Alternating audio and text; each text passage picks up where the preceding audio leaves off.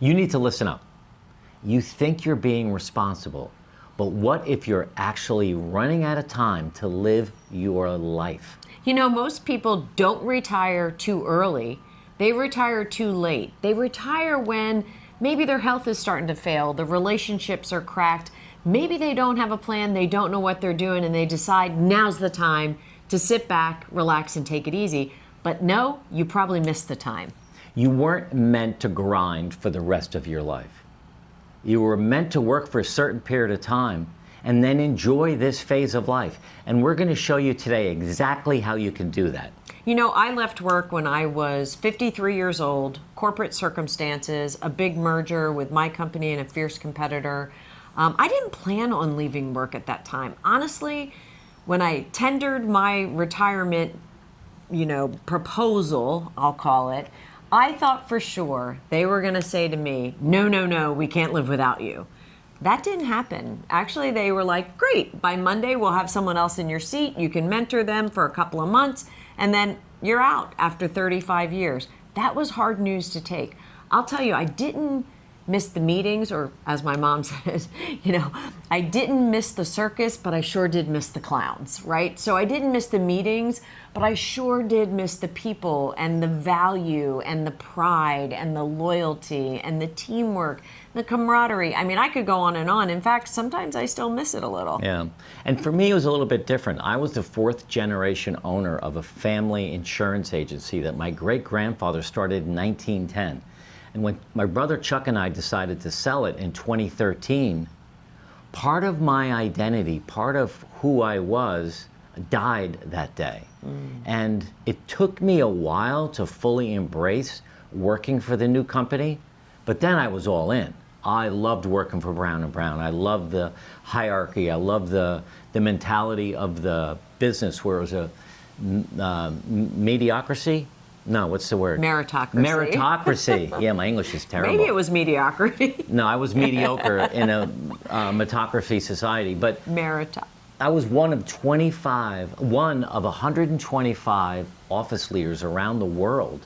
And we got together 4 times a year to meet, to share ideas. And I loved that all of the energy around it until I didn't. I sold the company at 55, and I thought I'd work till 65, if not 70, if not even longer, and continue to work for that firm and work in the acquisition department, doing mergers and acquisitions of other insurance agents that I knew around the country.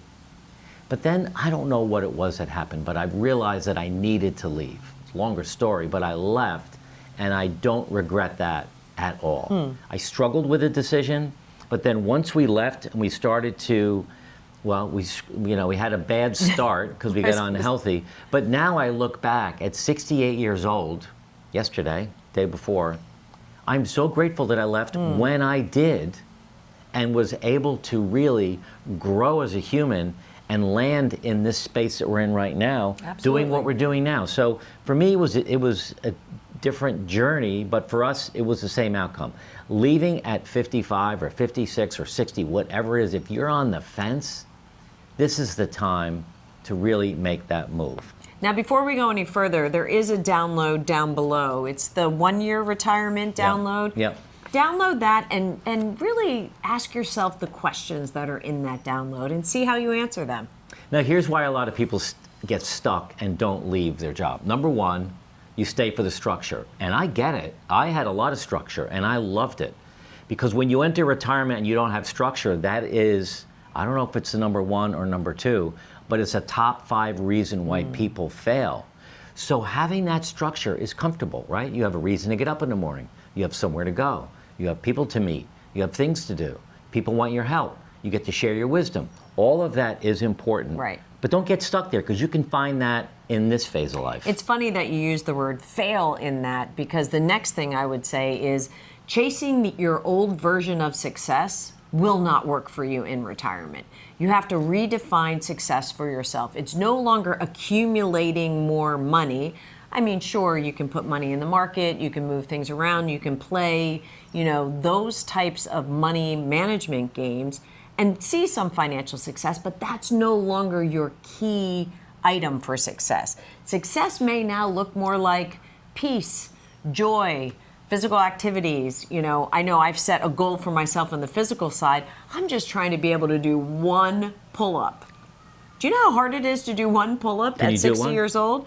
I can hang and lower myself, That's cool. But I can't actually pull myself all the way up yet. Do you use the band? I get to like my teeth. What about the that's band? As far as you put your knee in the band? I've tried the knee in the band yeah. thing. I feel like that's a little too assisted. That's I helpful. really want to Well, try maybe it. I'll come to the gym with you and I can stand can lift behind me? you and I'll lift you. Yeah, that I could won't use happen. that. So here's the third area where people get stuck and don't leave their job. Is they assume, or maybe you assume, you'll figure it out when you get there. I can't tell you how many comments we get from people who said, I retired a year ago, I got bored, I started to drift, I started to get unhealthy, I went back to work. And that's because they didn't really put a lot of thought into this phase of life. You have to do it with planning and intention, or you will fail at it. Right. So it's really important to be able to do that. So let's talk about reframing this for you and reframing your next chapter. The first thing you have to remember is retirement is not a retreat. It's really a rebirth of what you're going to do for the next 20 or 30 years.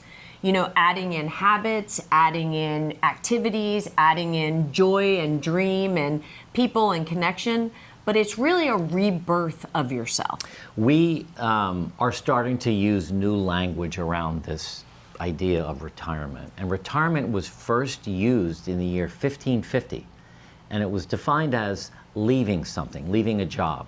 But back in 1550, you'd leave your job and then you pretty much left because maybe you died or you got killed in a war or whatever. I mean, you died from a disease. Significant physical labor, right? So retirement was defined as sit back, take it easy, and do nothing, and retreat, and just get old. So we are now using the word discovery years.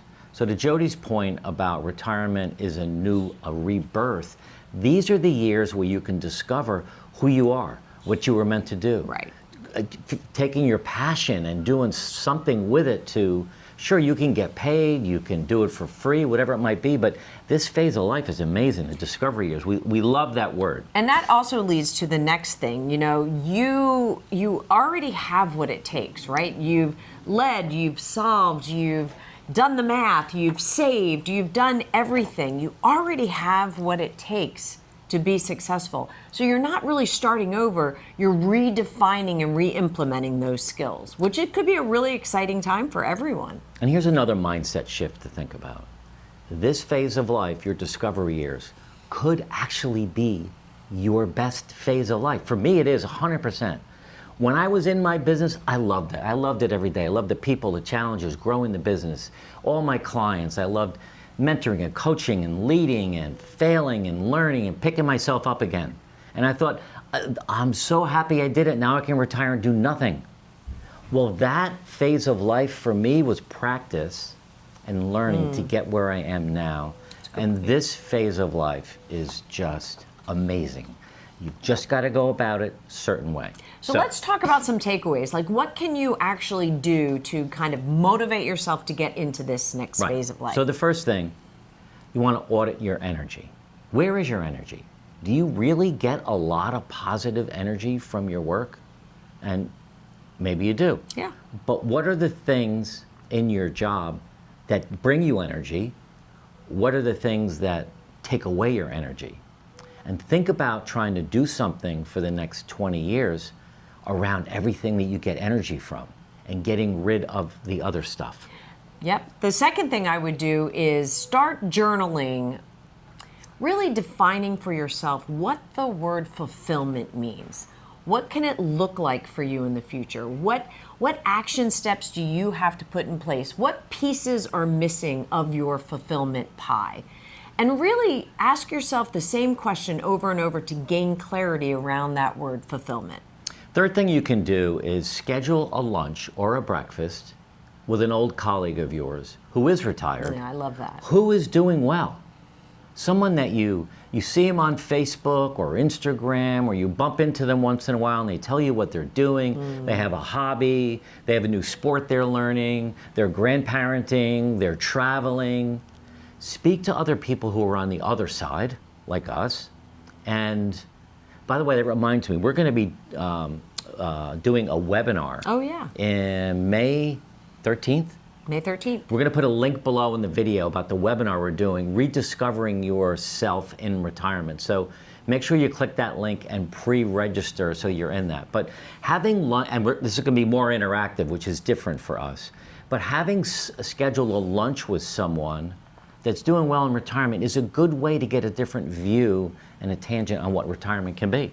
I think the next thing you can do, which is a really important step, is ask your partner or spouse, how aligned are you on your retirement time frame, on the definition of that word fulfillment, on what your vision is for the next 20 or 30 years. Are you walking in lockstep? Do you have different ideas? I know we have a lot of subscribers that write to us and say, one of us is dying to travel, bags are packed all the time, the other one just wants to stay home. Or one of us wants to downsize, the house is already on the market, the other one doesn't want to sell. It's important to try to define whether or not you're aligned or not. Here's another thing you can do to push yourself or stimulate the idea of leaving your job.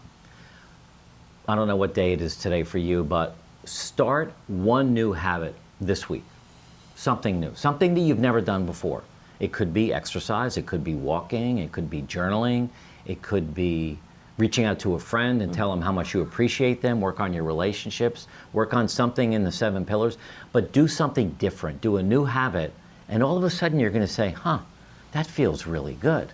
Imagine if I had more time to do things like this, how much better I'd feel versus being in the grind for another 10 years. Yeah, we had a client who was a solo retiree who actually, along with her very best friends, they did that. And they had 52, so one a week. They had 52 new things they did every week. And at the end of the year, there were 52 new things that that group of ladies did, either together or separately. And they really got a lot of joy out of doing that. Almost made it a game. Well, it did, and it really helped her start this discovery phase of life by learning about a lot of things and building relationships with new people, because people started, some of her friends brought in other friends, so now they have this great friends group of solo retirees that are just building a great life together. Right, Ruby? exactly. Ruby wants to play. Here's another thing to do. Start thinking about post-career. What will it look like? Start to define what your life could look like in a sentence or two. This is where journaling comes in. You can just write a whole page on, if you want to write a whole page on everything that you want to do, and then start making it smaller and smaller and smaller until all of a sudden now you have a clear vision of what you want this discovery phase of life to look like. It's important to design the phase, not default into the phase, right? So I think a lot of people go into it and it ends up being okay. I mean, it ends up, being just that great okay.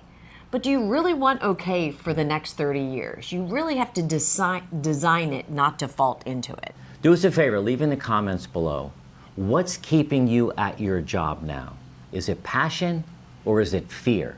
Let us know so we can share that with our other subscribers. And watch this video next. 6 questions you need to answer before you retire. It's a great one. It's really a good complement to this video. Watch it next.